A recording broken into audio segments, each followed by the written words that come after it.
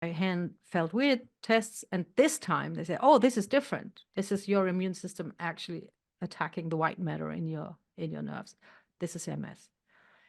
And I thought that was like a really low blow Hmm. because I had been through this first Yes, experience, which yes. was quite traumatizing. Had gotten out of it, learned to walk again and everything. So, okay, I've learned my lesson. Nope, that wasn't it. There's more to come. And Right. at that point in time, I felt like I was in a really dark place because with Yes. MS, you never know where you're going. Could Yes. be anything. Welcome. Greetings and salutations. Welcome to the Audacious Living Podcast. Welcome back if you've been here before, and if it's your first time, welcome and thank you for being here. Of course, our ongoing goal is to help our listeners live their best audacious life ever, and totally thrilled to have you with us as we dive into the insightful conversations aimed at helping you to reach your full potential. So really, thank you for being a part of this journey of self-discovery. You know, just like a butterfly emerges from its cocoon, shedding its self-limiting beliefs and embracing personal growth, our guest today, Kim Rahir, has transformed her life through resilience and determination. You know, her story is a testament to the power of overcoming obstacles and stepping into a brighter future. Kim is a former journalist turned weightlifting expert who conquered multiple sclerosis and empowered herself through physical strength and mental resilience. Her journey from a wheelchair to the weightlifting platform is a remarkable one and a true inspiration to all those looking to break free from their own limitations. Now, in this episode, Kim shares her experience of overcoming self-limiting beliefs, facing life's challenges head on, and finding strength in vulnerability. Her story serves as a guiding light for anyone seeking to unleash their inner power and live life without boundaries. So now that we've got you all set, let's turn to our conversation with Kim. Enjoy.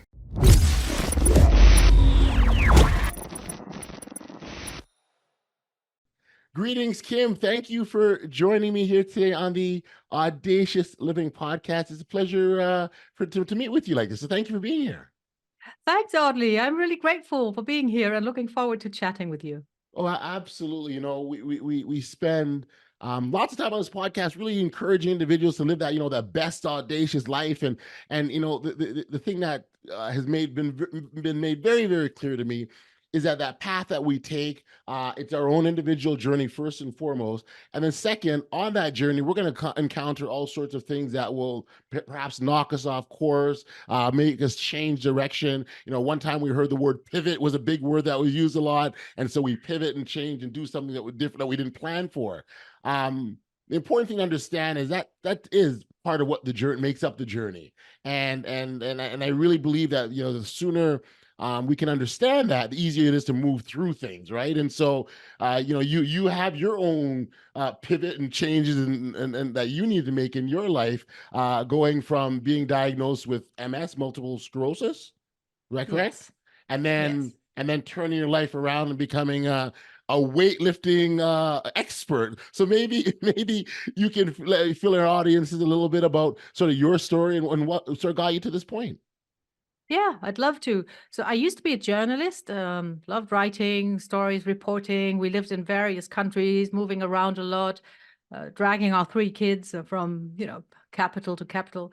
And it was fun. It was great. And I was working as a freelancer most of the time. And then I got a steady job in the same place as my husband. Oh, that was great. I felt fantastic. I was Mhm. like 45 years old. And I felt that I had it all, steady job, great career, nice family. And that was something that I always sort of wanted to prove that you could have it all. Mm. And then one day, while I was picking up my kids from school, I was seeing double, which Okay. is like super scary. Mhm. And you have a little bit of a niggle in your lower back, you think, it's going to go away. When Right. you're seeing double, there's something wrong in your brain. So I was taken to hospital, spent 6 weeks there. They were pretty clear that it was something autoimmune pretty soon. Right. But because my symptoms were all over the place, they couldn't really name it. They have their boxes and definitions, which Sure. they probably Sure. need. So after 3 weeks, on top of the eyes, I was completely paralyzed from the hip Mm. downwards. I couldn't wiggle a toe. And those were like really scary times. Yes. First of all, because they could not make up their mind on what it really was. Um, they couldn't tell me when I would be able to walk again. Being in hospital, you feel so dehumanized. You're just a thing. And if you can't walk, yeah, I mean, you Right. really are. You Right. lose your power like totally. Um, and I was miserable. I was scared. And just imagine my kids were small. My oldest one was like 10 years old, and having your kids visit you in a hospital bed, it's Right. it's a very heartbreaking experience. They tried all sorts of treatments, all sorts of transfusions, I don't know how you call them, or infusions, whatever. They shot stuff into my body to make it sort of stop hurting Right. itself. Right. Right. And one of those worked. My sensitivity came back slowly in my legs. I got home like a day before Christmas. And that was a very important lesson there, because it was Christmas, there was a tree, there were gifts, there was Yes. food, and Yes. I hadn't prepared any of this. I had Mm. been out of the equation. Yes. So, Yes. especially as women And and traditionally moms, that was your role. Is that yeah, correct? Yeah. Right. absolutely. We think that, when we stop doing the things that we're doing and all the stuff that we feel that we have to do, and everybody's relying on us, and if we can't do this, the world's going to come to Right. an end. Mm. Nope. The Mm. world just kept on turning. Yes. So that was a great lesson for me, and it was very liberating, Yes. actually, when you Yes. know that the world is not resting on your shoulders. Yes.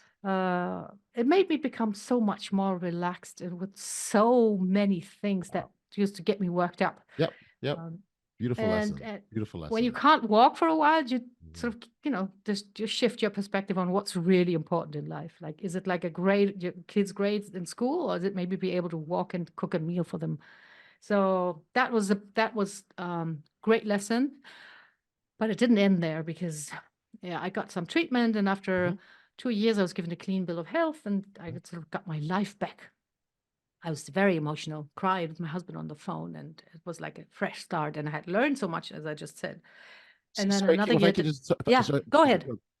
At what point did it was confirmed that it was MS? Oh, that we're not even there, because Oh, what oh, so you didn't know at this point. I'm sorry, you didn't know. You had no idea. I skipped at that ahead. point, at that point, they decided it was a what they call is syndrome Guillain-Barré. Okay. It's a syndrome, and it's a one-off, so it comes Okay. and goes. Okay. That's why I felt so relieved when they told me, this was done. I thought, oh, this is now in the books. Thank you very much, life. Yes. Yes. Um, Yes. and then a year after that, that's when I felt my left hand going numb. And I knew that was not right. The neurological sort of afflictions, you always Yes. feel stuff that you're not supposed to feel. Yes. Yes. Yes. Everything that's supposed to work silently in the background and not sort of make you notice it's there, and you feel something's wrong. So my hand felt weird, tests, and this time they said, oh, this is different. This is your immune system actually attacking the white matter in your nerves. This is MS. And I thought that was like a really low blow, Mm-hmm. because I had been through this first Yes. experience, which Yes. was quite traumatizing. Had gotten out of it, learned to walk again and everything. So, okay, I've learned my lesson. Nope, that wasn't it. There's more to come. Right. And at that point in time, I felt like I was in a really dark place, because with Yes. MS, you never know where you're going. Could Yes. be anything. So yeah, that was a low blow. And what I did sort of to get out of there, well, first of all, when the doctor said you need lifelong treatment, and he was just writing the prescription and wanted to send me on my way. I said, hey, hang on a minute. Can we talk about this? Right. Right.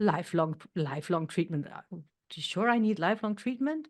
It wasn't that bad. Maybe my body will get better. And if I take the treatment, I will never know. Am I healing, or am I just sort of controlled by the medication? But well, that was the procedure at the time. That was the protocol that he had to follow. He was not used to someone asking so many questions. Right. I can tell Right. you that. But I had to give in, and I took the treatment. Had to inject myself 3 times a week, which was quite unpleasant, Mm-hmm. because it has side effects, and the skin doesn't like being poked so much. Yes. Um, but I also decided I was going to go to the gym and lift heavy. I had been a gym goer before, but I decided I wanted to become physically as strong as possible. Okay. Um, I had my hand. My hand to this day doesn't have proper sensitivity. So like when I put the hand into my handbag and want to, I don't know, grab a lipstick, I might come up with the car keys. It's because I can't feel that properly. But, I'll take that. I Sure, can sure. walk, I Understand. can lift, I can live with that. And the doc was not very encouraging about this training thing, but he didn't say no either. So Sure, I, sure. I just went for it. And I think this desire to become strong dates back even to the hospital time when I felt so helpless and so powerless. Hmm. And that's what I did. I started Yeah. lifting, grabbed one of the first books that said women should lift heavy, and got strong, got better. And that whole thing happened in France. We moved to Spain from there, where I found myself a good neurologist who, after 3 years of looking at me, said, "We're going to stop your treatment. You're doing so good. You have no relapses. Nothing's going on. You're strong. You're fit. You know, we're going to stop your treatment." And that was interesting.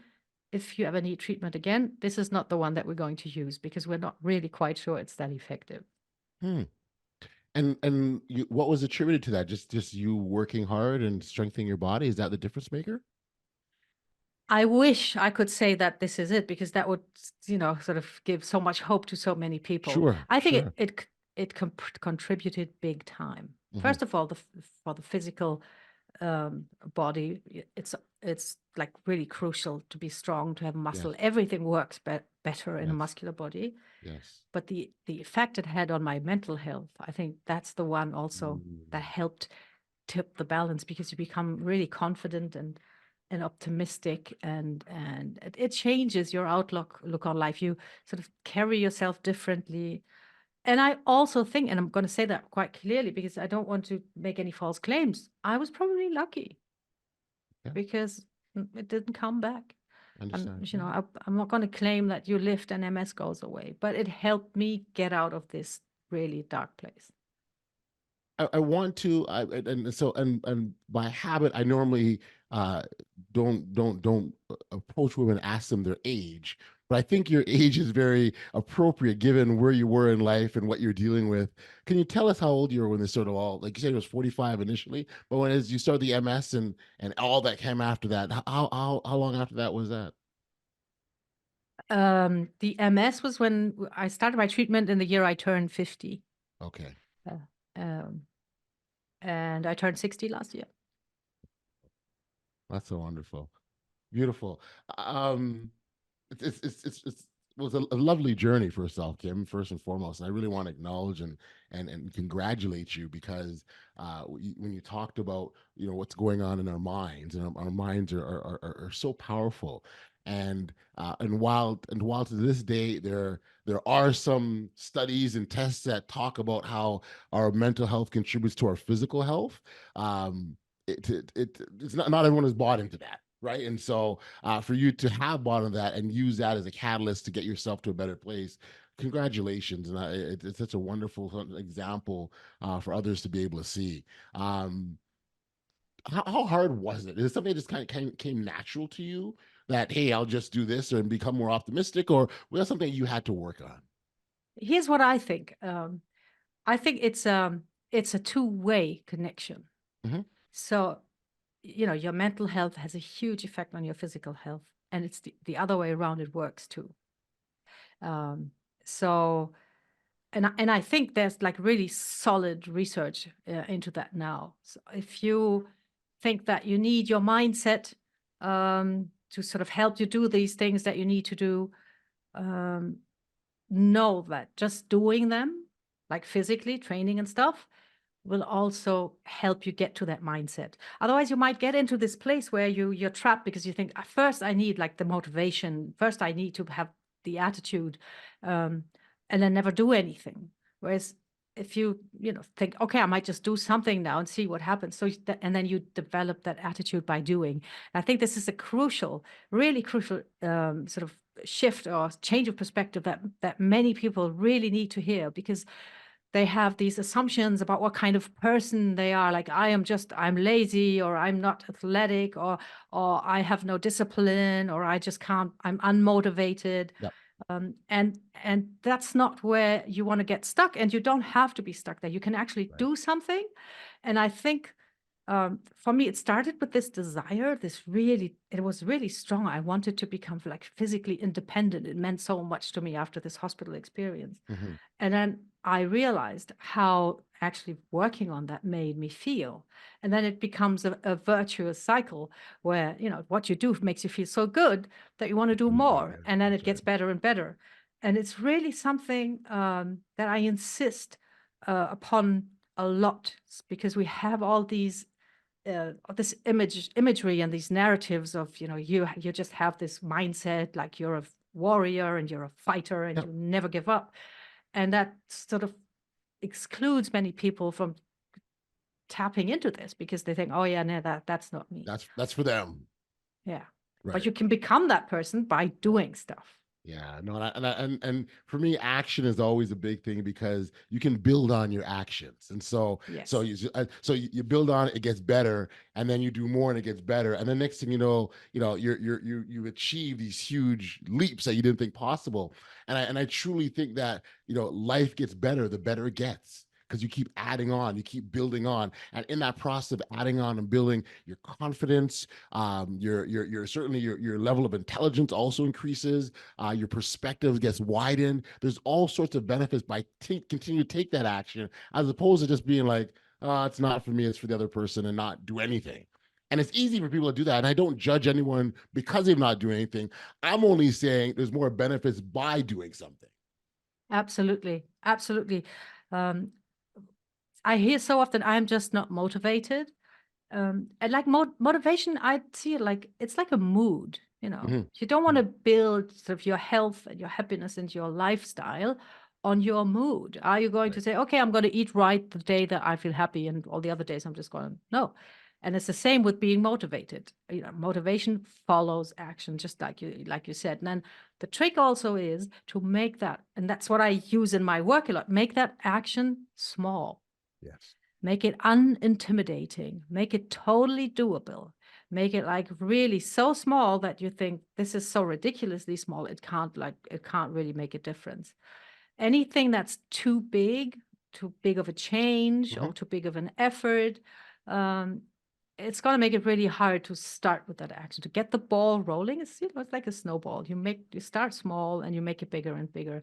And this is also something where many people sort of hesitate, because we're exposed to so much information, and we Sure. like, you want to start weightlifting, you can look, one click of your finger and you can look at the best weightlifters in the world. And you're Yes. going to think, oh my God, they're lifting so much. I'm never going to get there. You want to start singing, you click and you hear the best singers in the world. Yes. And That's this really funny quote from Pavarotti, who was asked if he found his technique easy, and he said, "Well, of course, after 30 years of practicing, it's easy."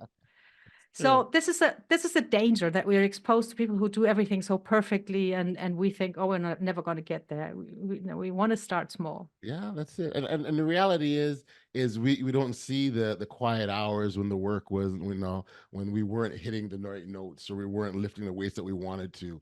And that's why I think it's so important that we share our stories, right? Let's not just show off the great stuff. Let's talk when things weren't going well, right? Because then we're able to say, Absolutely. yeah, I started here and it wasn't that great, but I found a way, and here's what worked for me, and I added to it, and I added to it, and next thing you know, I built momentum, I got action, I kept taking action, and I got this big snowball, and I don't know what to do with it because it keeps getting bigger and bigger and bigger, and life keeps getting better, better, and better. That's the sort of like instead of telling half the story, let's tell the whole thing. That's really what I'm getting at.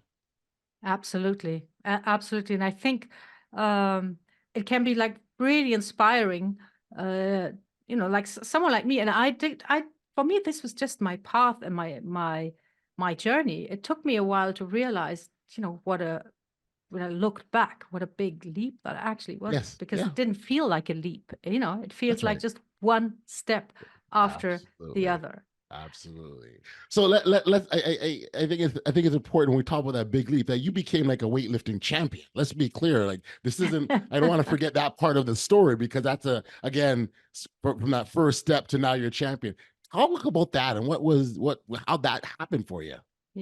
Yeah, so I lifted sort of as heavy as I could in the gym. And that was what we call powerlifting. That's a Hmm. training style where you just do the normal lifts like deadlifts and bench presses and squats and all these kinds of things. And when we moved to Spain, I started working with a personal trainer uh, who enjoyed very much working with me because not all the women he worked with wanted to lift heavy. You know, most women go to the gym because they want to shrink. I just wanted to be strong. And then after a few months of training together, he said, Kim, would you like to try Olympic weightlifting? Um, I think he had just gotten into it and liked it, and he just wanted to share.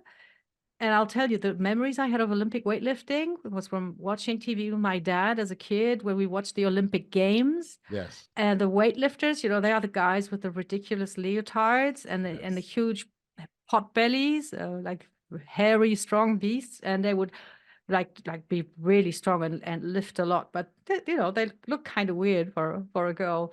That was my only recollection. But this, these feats of strength, I had Yes. that memory, and I said, okay, let's give it a go. So hey, we took a bar. He told me what to do. There's two movements only in Olympic weightlifting. One is the snatch, where you put the bar overhead in one move. Yes. And the other is the clean and jerk, where you put the bar overhead in two moves. You put it up, bring it up to your shoulders first, and then you lift it over your head. And I tried it and I totally sucked. It was like horrible. It is so difficult because this is not only strength, it's Yes. technique. You Technique know, and it's coordination it's too. Yeah. absolutely. So it's like, and at the time I was like 51 or something. So, my brain was on fire when I tried that. But I was hooked right away. I loved it because it really embodies lifelong learning because Sure. no one lift is ever like the other, Yes. because it's explosive. There's no super control. You have to visualize. You have to sort of do it over and over again. So certain movements become like automated. And I loved it. And after a few months, I left the commercial gym and I signed up for a weightlifting club where when I had trained there for 2 weeks, they said, okay, Kim, do you want to compete? And I said something that I would not say today. I said, do you know how old I am? I had still some limiting beliefs. And Yeah. they said, we don't care. We don't care at all. We have other people your age. They compete. And said, I okay, love let's it. do this. I love it. I love it. And I think in my The 30s, I would not have said yes. right, It's right, because right. I have had all this history and sort of experience of, weird things happen and they should. And that I said yes. I do appreciate that you sort of touched on the limiting beliefs because I think oftentimes that's an area where we hold ourselves back. We develop these doubts, these fears, these things that we're suddenly afraid of that aren't real fears at all. Like there's something in the closet. Well, did you open look? No, but there's something in the closet. No, well, Yes. you've got to take that step forward. And there are times where these fears, I think I would even say, oftentimes a lot of these fears there aren't even ours. Like maybe we heard someone else's story or someone else's experience. Maybe someone told us we shouldn't do this because of their experience, or maybe it was just imagined, but it's never been. We never gone through it, but we're still afraid of it, and so that's the limiting beliefs and the doubts and all that kind of stuff starts to formulate. And again, most times we just do it to ourselves. Yeah, absolutely. And what you're saying is really spot on because I still have my mom Hmm. telling me when I talked to her, I said, I'm going to go to my training. She's going to say, oh, but please don't exaggerate. Oh, so, there's a limiting belief right there. Like you should like Right. always be careful. And then my trainer says, no, I want you the hell to exaggerate as much as you can. Yes. Um, so, and this idea that this is other people's beliefs, I think this is a crucial key point, because these are like ideas that we have adopted from others, so that us have been indoctrinated, Yes. and they Yes. might Yes. have served us for a while. It's not like they're totally useless or wrong or lies or whatever, but most of the time we sort of grow out of those. And I think when I was asked to compete, I had grown out of this, and I Nice. was ready to do something crazy. Well, okay, so you did the crazy. You were at the powerlifting club for 2 weeks. Then how long before you actually competed? Um, I joined the club in September, and my first competition was, I think, at the end of February. It's like a Mm, local meet. mm. And it was the most exciting thing I've ever done in my Oh, entire that's so life. The great to first hear. one, I can't even No, describe well, this. we just talked about fear, right? And to hear that you went in with this excitement is a wonderful thing. That's great. Yes, and it, the emotions that I was experiencing were so strong Hmm. that I thought I needed to cry, and not I wasn't sad, I wasn't afraid, I was just so emotional that I thought, oh my Yes. God, where's all this emotional energy gonna go? And there's really it's a great mix in weightlifting because so many women I talk to they say when you reach your 50s you become invisible, Yeah. Okay. and it's it's very sad, very frustrating for many women. For some, it's also a little bit of comfortable, because when you're visible, you're sort of exposed. And in weightlifting, you step out on that platform, the light is on, they call your name, and that's just you, and all eyes are on you. And that could be just 3 judges and 10 spectators, but they're all looking at you. And just have to get used to that. So it's scary, but it's also very exhilarating. You have to work on your concentration. You just, to focus on the bar, never sort of make eye contact with someone out there. I mean, I don't. Some people do. I find them like they're really funny, but um, and it's scary and exhilarating at the same time. Yeah. Most of all, it makes you feel super alive, and that's just one of the best feelings you can have. That's beautiful. And then you take uh, the personal journey that you went on, right? And that just adds to it because you literally were in a wheelchair, and now you've got this feeling of alive and powerful. That just adds to it. Just makes it that much more exhilarating, I would imagine. Absolutely. And the gratefulness I experience. And I think sometimes it even sounds cheesy, but it's not. I'm grateful for every step that I take, really. And Yes. and if I can go out there and lift, I just think that's absolutely what a gift. What a gift. And if I can somehow use that to inspire people, and for quite some time, the first years, I wouldn't even share my lifting a lot because I thought Mm, it would intimidate. I work with women my age or in their 40s, 50s. And I thought if they see you doing this, they're going to be intimidated and think, oh my God, this is yeah. um, and I found out that's not true at all. No. They find it really inspiring, which is Absolutely. another gift that I'm grateful for. If I can inspire with this, Yes. that's Yeah. wonderful. Kim, that's why it's so important that we be our true, authentic, audacious selves. Because being small and being something that you're not, or minimizing your talents or your accomplishments doesn't do anyone any justice or any good. What you actually are doing when you're being yourself and you're showing what you're capable of and what you've done and your accomplishments, you hit the nail on the head. You absolutely are inspiring people in a big way. And so I'm glad you learned that lesson because by able to do that, you're now able to have impact on even more people. Yeah, absolutely. And it's lifelong learning everywhere. It's Mm, inside the lifting, it's around lifting. I think this weightlifting thing very nicely sort of embodies all the things that you want and can learn in life. Uh, like you get 3 attempts at one lift, right? And yes. sometimes it happens that you fail the first two. Mm, So everything depends on that third attempt if you want to score points in that lift. yes. Yes. So you can't focus on the 2 first lifts. You have That's to right. sort of They're, totally they're behind you. block Yeah. them. Yeah. Yeah. Just focus on this very moment. And this is such a great lesson. And I think it's something also that helped me when I got my diagnosis, Yes. because looking ahead, looking at the future was so scary, Yes. like super scary. I just focused on what I could do on that very day. And because I had been in hospital, unable to walk, I also wanted to enjoy every day with my kids, every day that I could Yes. be with them.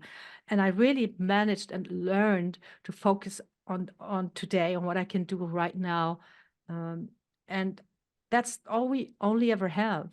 Our mind can take us to places that don't exist. And expose us to dangers that haven't even happened, and all kinds of things. And it's normal. Our mind does that. But if we can sort of bring Mhm. it back to this moment, and this is something that you learn in lifting, because if you keep thinking about the failed lifts before, you're not going to Oh, make the third one. yeah, no, you're absolutely right. That's a great, that's a powerful lesson, if you don't mind the pun. That's a very powerful lesson in being able to understand that the first two things you were unsuccessful on, you have to put them behind you. But it's interesting because there is an aspect of this where you like, so you let's it says we go through an experience, we tried something, it didn't work.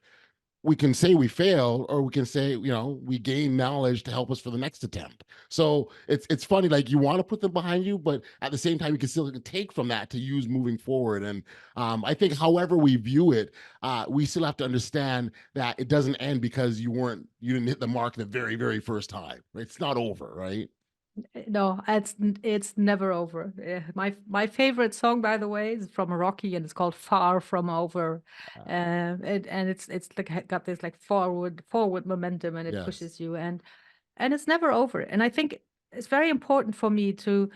I don't want to say something like, I was in a wheelchair, and I got out of there, and if I could do it, so can you, because I think that's a message that sort of puts pressure on people and says Right. you should be able to do the same as I.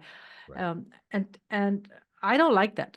What I want to say is, this is my story, and this helped me. So that might just be worth a shot for you to Yes. try. It Yes. might just help you too. Nice. I love it. I love it. So, moving forward now, you transformed your life in a significant way because the journalism career you left that and moved into helping others through coaching, right? Can you talk about that Yes. transition? Yes. I had carried this sort of thought and dream of becoming a coach for a while, but when you're well established in a career, Hmm. it takes something, Yes. to take the plunge out of there. And for me, that was when my doctor told me that I could stop the treatment.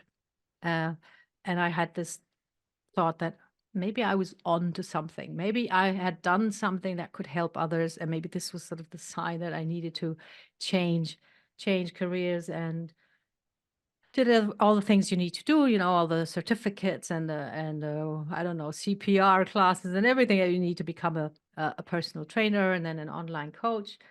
And I started my business in 2017. And it's just like lifting, it's lifelong learning. It's not like you go there and say, okay, I'm going to do this now. It's ups and downs, it's failures, it's trying something new, but showing up every day. Nice, nice. And so, talk about how you help individuals and how you show up for them every day. Yes. So I have women, like I call them midlife women, anybody from 40 onwards, Hmm. who feel uh, sort of they have lost the connection with their body, or they don't recognize themselves in the mirror. They feel tired, um, unmotivated. They feel heavy. They might be overweight, but don't not necessarily. Sometimes you feel heavy even when you're not overweight. And Right, right. and I help them to start exercising and to start strength training in a way that is so simple and so easy that it's not intimidating. You don't have to go to a gym. All you do is 15 minutes a day. That's sort of my signature trait of my coaching. You can do 15 minutes a day of a training that I designed for you, because that's really crucial, that sort of suits your skill level, your physical status and everything. But you do 15 minutes a day, and you feel better really, really soon. It works so quickly, which is always, this is always the most amazing thing. So many women come to me for weight loss, which works really well. When you Yep. build muscle, your body becomes more efficient, Hmm. burning energy and everything. And then they start the training, and then after 2 weeks, they will say, "Oh my God, I have so much energy. It's amazing." And that then carries over, because you'll be more active automatically when you have more energy, and you feel better in so many things that you do in your daily life, just because you're physically, more equipped, better equipped to do all those things. I love it. Love it. I love the idea of, again, just we sort of talked about your journey and how you're able to use that to inspire individuals. And now, and so we talked earlier about telling your story. Now you're showing right? And here's how you can do it for you. So it's not just watch what Kim did, it's look what you can do for yourself. And that type of empowerment, because that's exactly what you're doing. You're empowering individuals. That I'm gonna use the word another pun, but that's a really powerful way of Yes. making a difference in people's lives. I think it's really and it's so gratifying for me. It's it's so you have so much more impact than writing journalistic stories. I mean, there was a time for that, but for me, that's not it anymore. And the thing is also that so many women in midlife think it's too late for them. That's like Yep. that boat has sailed and Yep. stuff. Or maybe, and you have high mileage joints, you have limitations, and you think you can't do this, you can't do that. Um, and the thing is to find exactly what you can do, what you can still do. There's always something you can do now that you can do today. So if you have achy knees, we work around that. You have like a bad shoulder, we'll work around that as long as you keep moving. And there's way you can do that. And that's a little bit of a problem with there's great exercise videos out there on Sure. YouTube and everything, but they Yep. don't Yep. really cater to that population. and Yes. and and you want to find and do something that you can do right now and not give up, because some part of your body is sort of giving you a little bit of a headache. You can sort of circumvent and keep the rest active and stimulated. Yeah. Yeah. Kim, absolutely love your story. I thank you so much for well, all that you've done and what you're continuing to do and the manner in which you're sharing and impacting others. Like, we talk about again on this podcast, living this best audacious life. And part of that encompasses so much of the things that we talked about, having that right mindset, taking action and making that first step, letting go of the self-limiting beliefs and the fears, the doubts and suspicions. All of those things block you from living this best audacious life because that greatness that we're after, right? Whatever that, and that's, it's very self-defined. Whatever that greatness is for you is different from the next person. But that greatness that we're after, we can't achieve that if all these things are in the way. And so to hear that, you've knocked them all down, and get to the place where you're supposed to, and now, but you're also bringing others along with you is just remarkable. So thank you so much for the work that you're doing. Congratulations, and for listeners who wanted to connect with you or learn more about you, where could we send them? The easiest way, first of all, thank you for your words. It's really so kind of you. And I love being here. If you want to talk to me, you can send me a message on Facebook or Instagram. I'm there with my name, Kim Rahir, and we can have a conversation. You can also go to my website, which is kimrahir.com. And on there, I have a free assessment that you can take to find out where you're at. And it's a health and strength assessment. So we're going to look into Amazing. your strength, but sort of how it fits into your daily life, how you cope with daily life and your general situation. And then depending on the result, I give you some tips stuff that you can do right now, as I always say, and next steps to take for you. That's on kimrahir.com. Amazing. Well, listen, thank you so much. We'll make sure that the contact details are available for our listeners. Kim, all the best. Congratulations again, and thanks for being here. Thanks for having me.